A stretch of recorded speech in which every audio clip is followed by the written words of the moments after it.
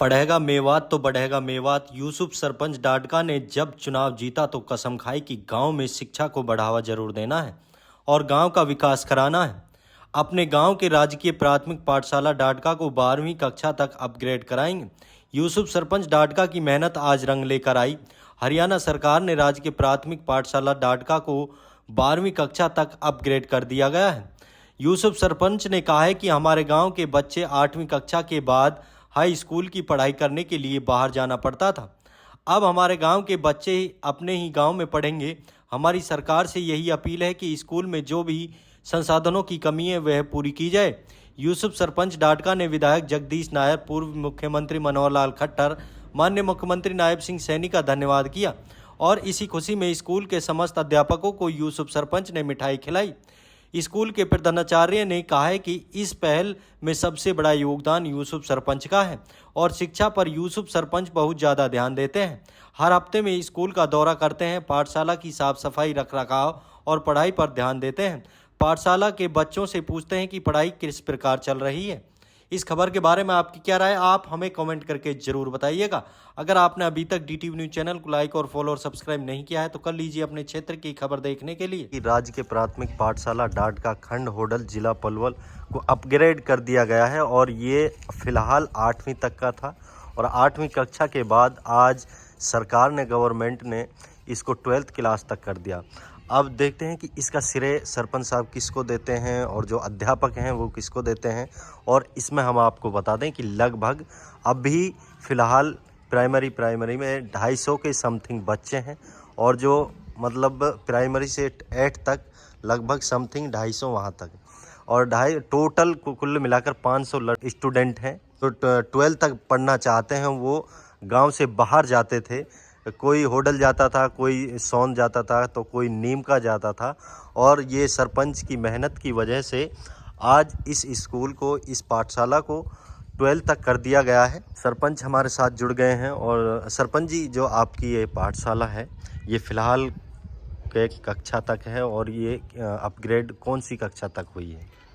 पहले तो मैं सभी दर्शकों को, DTV को अस्सलाम वालेकुम कहता हूँ। और भाई साहब, जो ये आप आए यहाँ, आपका स्वागत है।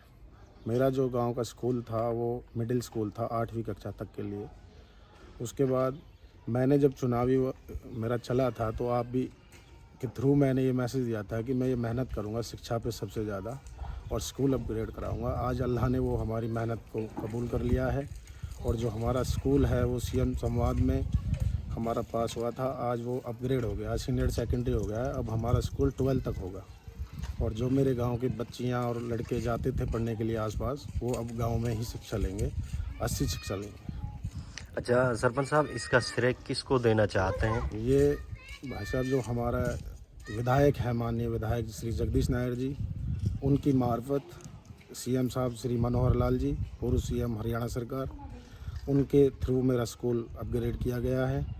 और पूर्व CM के घोषणा पर श्री मनोहर लाल जी की पे अब से हमारे जो नए नियुक्त CM हैं श्री नायब सैनी जी, उन्होंने उन पर गौर करके और हमारे स्कूल को लेटर जारी कर दिया है। आज हमारा स्कूल अपग्रेड कर दिया गया है।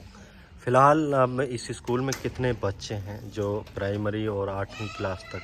हमारे जो प्राइमरी स्कूल में हैं वो करीब 275-80 बच्चे हैं और मिडिल स्कूल में 260 के आसपास हैं। कोई हमारे जो बच्चे हैं वो करीब 550 के आसपास बच्चे अभी भी यहाँ शिक्षा ले रहे हैं। तो आपके गांव के जो 12th बच्चे हैं, कितनी आबादी है अभी गांव में? 12th के बच्चे हमारे करीब 100-125 बच्चियाँ सौंध और नीम का में शिक्षा ले रही हैं। कुछ प्राइवेट स्कूलों में होडल शिक्षा ले रही हैं और करीब 100-150 ही लड़के हैं। करीब 300 लड़के हमारे बच्चे, लड़का और लड़की मिला करके 12th तक शिक्षा ले रहे हैं गाँव में।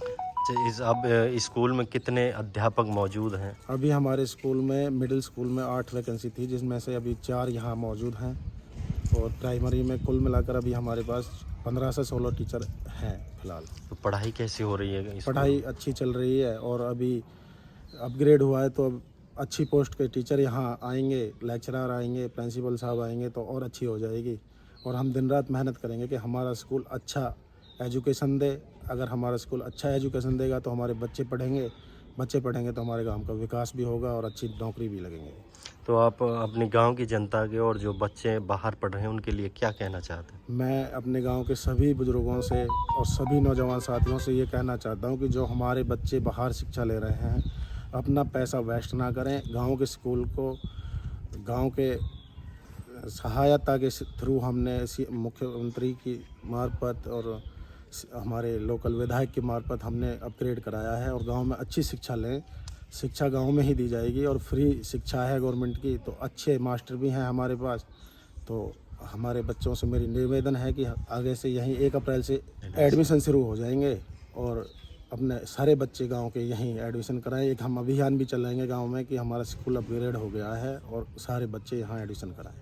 तो आप हफ्ता में या महीने में या 2 हफ्ता में स्कूल का सर्वे करते हो या फिर आते हो खुद? मेरा जो स्कूल को देख रेख का काम है वो ये है कि मैं महीने में 4 बार स्कूल आता हूँ। डे फिक्स नहीं है, कभी भी मैं अचानक से स्कूल में आ जाता हूँ कि मेरे स्कूल में क्या शिक्षा चल रही है। और मेरा पूरा स्कूल पे सबसे ज़्यादा ध्यान है क्योंकि शिक्षा ही सब कुछ है। भूपेंद्र सिंह रावत। हमारे स्कूल में लड़कियों के टॉयलेट अलग, बच्चों के अलग, स्टाफ का अलग और पीने की मीठे पानी की व्यवस्था की टंकी अलग। कुल मिला के पूरी सुविधा अवेलेबल है। फिलहाल 247 हैं, 6ठी से 8वीं तक। काफ़ी मेहनत करी हमारे अध्यापक भाइयों ने। अब रिजल्ट करीब करीब 100% सही है। हमारे स्कूल में सीट तो 8 हैं पर फिलहाल 4 अध्यापक हैं, 6 से 8 में। पढ़ाई तो रूटीन से वो है, एक टीचर 2-2 सब्जेक्ट पढ़ा रहा है और अध्यापक की कमी की वजह से हम बताई ट्रांसफ़र भी कर रहे हैं, लेकिन वो इलेक्शन की वजह से फिलहाल रुके हुए हैं।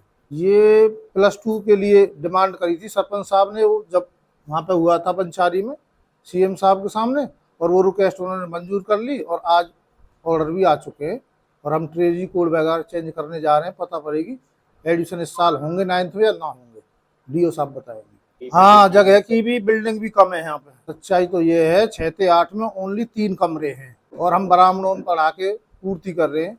अब दोबारा से बिल्डिंग भी आवश्यकता है। जो सरपंच साहब ने कहीं पैदर ये सोन तक जाते थे गर्मी में भी, उनको देख के हम भी बड़े दुखी होते थे। हमने कहा किसी प्रकार अगर रह जाए जो सुविधा होगी हम अवेलेबल करा देंगे। हम चाहे स्कूल 2 शिफ्ट में लगवाना पड़े सरकार के आदेश अनुसार। ये बच्चे हमारे इतनी दूर 2 किलोमीटर पैदल जा रहे, पैदल आ रहे, हमको तो अति खुशी हुई है। और इसका श्रेय मैं माननीय मुख्यमंत्री जी, विधायक जी और ख़ास तौर से सरपंच जी ने इतनी पहल की है, मैं बहुत बेहद खुश हूँ इस बात से।